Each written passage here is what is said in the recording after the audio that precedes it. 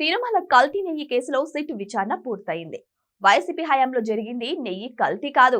అప్పట్లో సరఫరా చేసింది అసలు నెయ్యే కాదు. ఇక పామాయిల్ రసాయనాలతో కూడిన భయంకరమైన కెమికల్ ఆయిల్ నని నెయ్యి పేరుతో అంటగట్టారని సిట్ నివేదిక స్పష్టం చేసింది.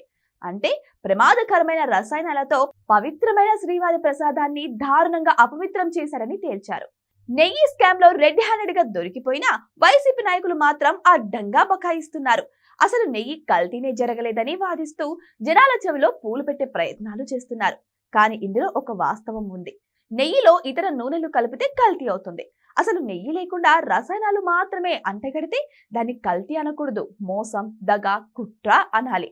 దేవదేవుణ్ణి మోసం చేసి కుట్రపూరితంగా భక్తులకు అపవిత్రమైన లడ్డు ప్రసాదాన్ని అంటగట్టి దగా చేసిన వైసీపీ నాయకులు ఏ మాత్రం సిగ్గు లేకుండా కూటమి పెద్దలదే తప్పు అంటూ అడ్డగోలుగా మాట్లాడుతున్నారు. బాబాయిని గొడ్డలతో నరికేసి నరాసుర చరిత్ర అనే కథలు చెప్పిన బ్యాచ్ నుంచి ఇంతకంటే ఎక్కువ ఆశించడం ఇక అత్యాశ అవుతుంది. నిజానికి ఈ నెయ్యిలో రసాయనాలతో పాటు జంతువుల కొవ్వు కలిసిందని Mysore food technology lab test లో తేలింది. ఆ నివేదికలు పబ్లిక్ డొమైన్ లో అందుబాటులోనే ఉన్నాయి.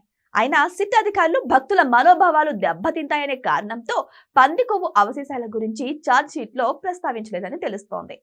ఎవరైనా తప్పు చేసి దొరికిపోతే క్షమాపణలు చెబుతారు. తప్పు చేయడం కంటే దాన్ని బయట పెట్టడమే పెద్ద తప్పు అని వాదించడం వైసీపీ స్పెషాలిటీ అన్నమాట.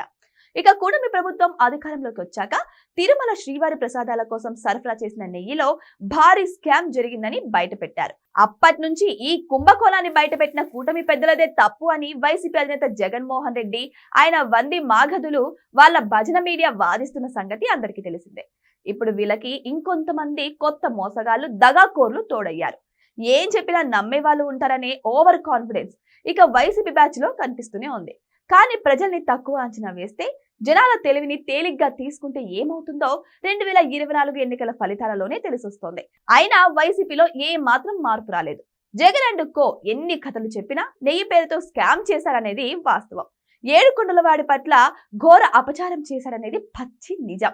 ఈ మహాపాపాలకు జగన్ తో పాటు వైసీపీ నాయకులు, వాళ్లకు వంతపాడే నీలి కూలీలు ఇక ఖచ్చితంగా ఫలితం అనుభవిస్తారని శ్రీనివాసుడి భక్తులు భావిస్తున్నారు.